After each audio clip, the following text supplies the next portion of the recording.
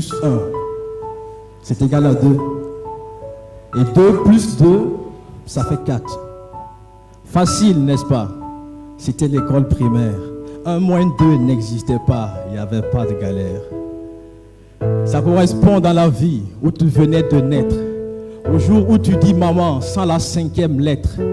Tout était facile, un cri pour du lait chaud, tu commandais la famille, 2 cris pour monter au dos.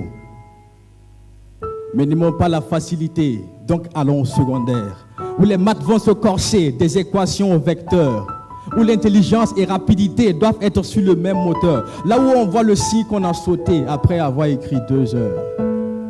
Ça correspond au moment de la vie où tu arrêtes d'être gamin, où tu tiens compte des avis, ce que tu ne faisais jamais, où tu essaies à la fois de gérer 10 problèmes, ces moments où tu n'as pas la foi, mais que tu pries quand même.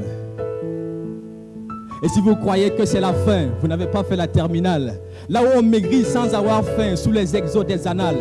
Moi j'y ai fait un tour, j'y ai pris quelque chose, j'ai suivi quelques cours de maths et j'ai eu plus que ma dose. L'un des premiers chapitres vous parle de suites numériques.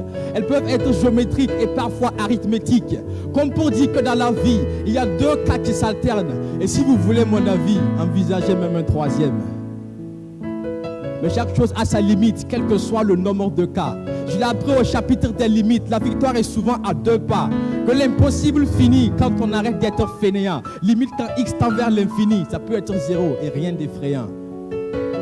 Mais le chapitre des dérivés a failli dériver ma joie. Les formules à mémoriser, les théorèmes et les lois. Pire que la table de multiplication de l'école primaire, présente dans toutes les évaluations. Je les connais mieux que le numéro de mon père.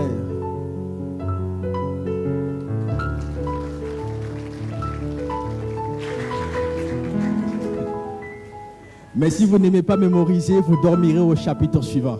La trigonométrie est arrivée, le sens de l'aiguille dépendait de moi. Donc le jour où j'étais content, je faisais le contraire de la montre. Et quand le contraire était le vent, je n'allais pas à l'encontre. C'est ici qu'on oublie une formule que l'on juge pas nécessaire. Et c'est la même qui vous bloque à l'évaluation suivante. Comme pour dire que dans la vie, quand tu essaies d'aller vite, il y a toujours des soucis qui te rattrapent tout de suite. Et c'est en fuyant ces soucis que je suis tombé sur les intégrales. Le responsable des 2 capis des élèves de terminale. Le genre de chapitre qui donne envie de changer le D en A. On fera le devoir, mais la copie, papa, tu ne la verras pas.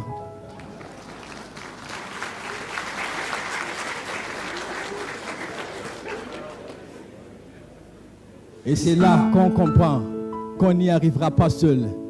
Que sur une rencontre entre l'oreille et l'œil, ce groupe de travail qu'on fera pour partage d'expérience et son ambiance qui sera dans nos souvenirs de vacances. Ça nous renvoie dans la vie où finalement tu comprends qu'une réussite individuelle n'existe quasiment pas. Que la famille, les amis, toute cette aide qu'on prend, qu'on devait rendre la pareille valeur d'un vrai Burkina. Et le chapitre qui va suivre m'a un peu fait rire. Je crois que le concepteur était ivre et nous allons en souffrir. Racine d'un nombre négatif, ça n'existait pas au secondaire. Ce gars l'a juste appelé I, nombre imaginaire.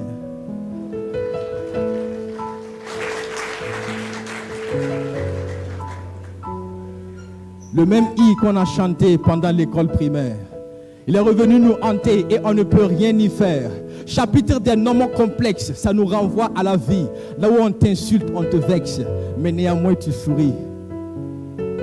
Parce que tu sais que tout est une question de probabilité et que par rapport aux statistiques, tu n'es même pas le dernier. Tu sais que tu peux le faire, quel que soit ce qui se passe. Et si la géométrie est mauvaise par terre, alors fais-le dans l'espace.